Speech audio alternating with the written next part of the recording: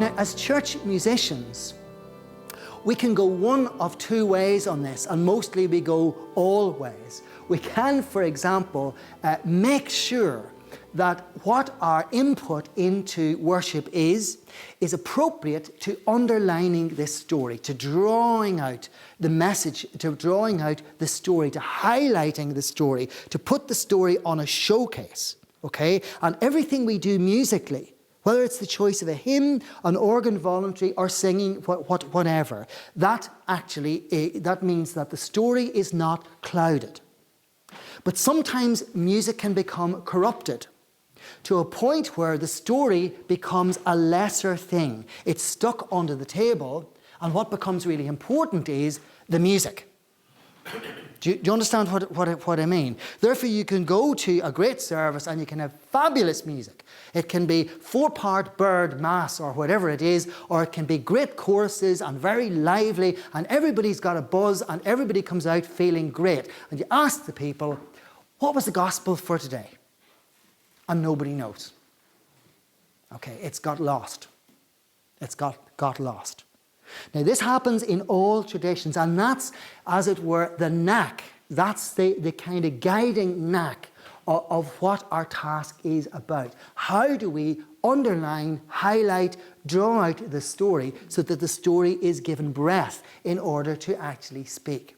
Everything we do is about this, is about enabling a response to revelation and to hearing what that revelation is. So here's more now.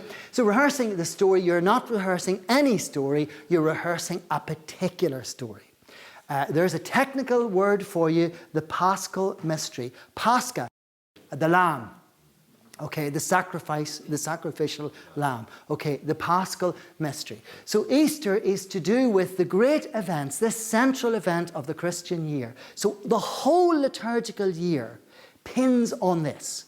It divides virtually in two halves. So what we're doing every Sunday in a different way, we're coming at it from different windows and different angles, but we are preparing, or we are moving in reference to the Paschal mystery, the saving death and resurrection and glorification of the Lord.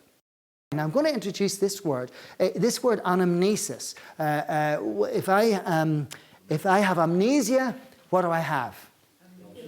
I can't remember. Okay, so this is the Greek word anamnesis. It's really, really difficult to translate. It's a very rich word. So I've got some props here beautifully brought in. So I could, for example, remember a story, remember a person by showing the photograph of my granny, okay, in worship. So I could hold a picture up and I could say, like this, I could say, this is what she was like. Okay, and this, look at her hair, look at the dress she was wearing. This very much reminds me of her. This is a kind of remembering. It's quite two-dimensional, isn't it? Just say my grandmother had a cake, a particular way of making a cake. I looked up the book and I found a recipe for the Christmas cake, or for the brownie cake, or for the ginger cake, or whatever it was. And instead of just a picture only, I started to make the cake. Do you understand how that's very different? It's remembering, but it's remembering in such a way that you are entering into it. You have to get the ingredients. You have to plan for it. When you get into the whole process, it becomes messy. It becomes something that you are deeply involved in, and the memory is a bit imprecise. The cake could go badly wrong. The cake could be fantastic, but that doesn't matter. You're kind of doing it. It's not precise. It's not so much about looking only, it's about action. Do you understand? Now, one of the great liturgists, I think it's Michael Parham, talks about liturgy is action. Very often, we experience worship as passivity. Our churches are built to keep us passive. The idea of, for example, the action, as it were, happens up there. We pay our sustentation, as it were, and you let those ones up in the sanctuary get on with it. The early church had no seats. The early church had just a very simple room. So something around this remembering is hugely important. That's why music is so important. Music is important because it takes us beyond the passive. It invites us to get involved. You know, the whole phrase, to sing is to pray twice. Do you know that lovely phrase? To sing is to pray twice. Therefore, all our senses, all our kind of facilities are becoming engaged in order to do the thing that was talking about here, this gingerbread cake, this getting involved, this making it. So it's a totality of remembering. I've talked about word, but let's talk about that a little bit more. I've told you that everything that we do in worship is something about expanding, highlighting, underlining, making it clearer. Within most mainstream churches now, we have the liturgical cycle for the whole year.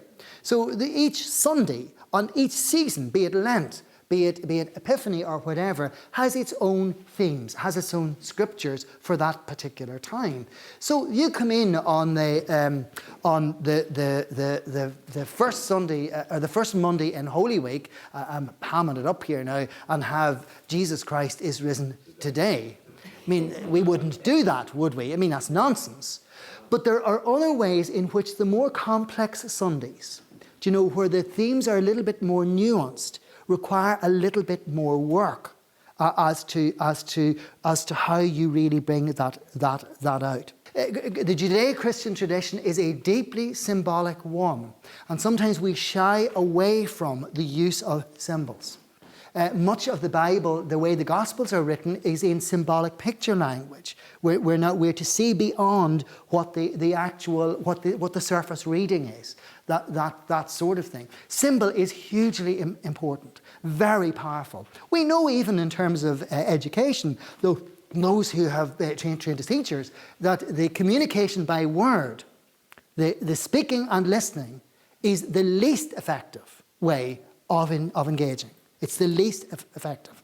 The most effective is whenever people become visually and auditorially involved in the material. Yet often, particularly within Protestant worship, it's reduced down to the word only. The other thing is the sacrament of ourselves. There's fantastic kind of symbolism, isn't there?